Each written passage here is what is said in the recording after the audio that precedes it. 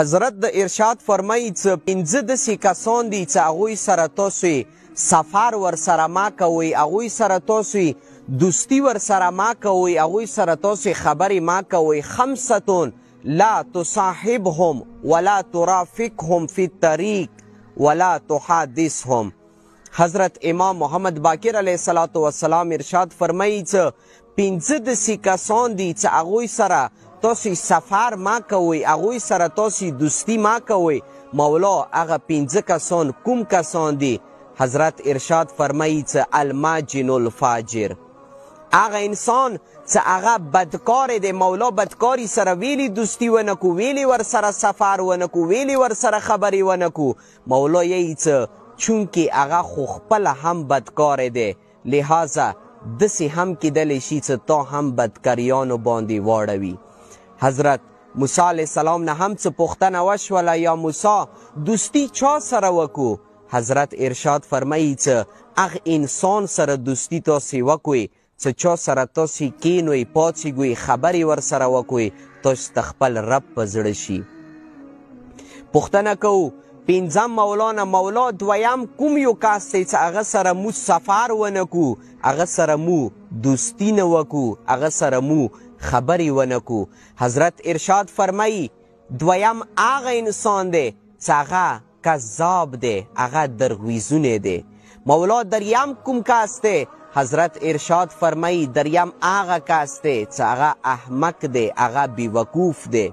بیوقوف سره په دی وجې دوستی ما کوئ، په دی وجې ورسره سفر ما کوئ، چونکې هغه خپله بیوقوف دی. هغه ذهن کې به وي چې هغه تا ته فایده در ورسوي، لہذا داسې هم کیدلی شي چې تا ته فایدې په ځي نقصان در ورسوي. مولا څلورم کوم یو کس دی چې هغه سره مو دوستی ونه کړو، هغه سره مو سفر ونه کړو. مولا یی څلورم هغه انسان دی چې هغه بخیل دی، هغه کنجوس دی.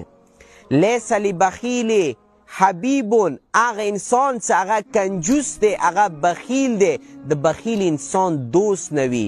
ویلې البخل عار، کنجوسی یوه بیزتی دی، یوه شرمندګي دی. مولا پنځم کوم کس دی چې هغه سره مو خبرې ونه کړو، هغه سره مو سفر ونه کړو، هغه سره مو دوستی ورسره ونه کړو. مولا څلورو په باره کې خو خبره نه وکړله، خو اما کله پنځم باندې خبره راغلله مولا یې تشریح هم وکړلو. پنځم هغه انسان دی حضرت ارشاد فرمایي وقاطع الرحم، هغه انسان چې هغه وړو وړو خبرو باندې ورور سره، خویندو سره، خپلو خپلوالو سره مرګ زنده بندوي، خپلو خپلوالو سره هغه رشتې ختم کوي. مولا پنځم په بری کې څه یی؟ قاطع الرحم، هغه انسان چې هغه خپلو خپلوالو سره وړو وړو خبرو باندې مرګ زنده بندوي. مولا یی چې فإني وجدت فی القرآن ملعونا فی ثلاث مواضع.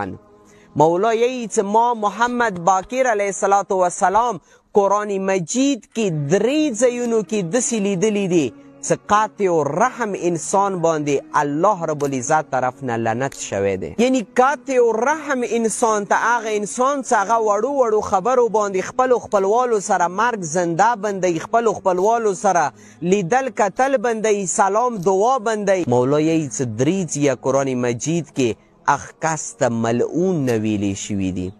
دعا ګویو الله رب العزت نه پروردگار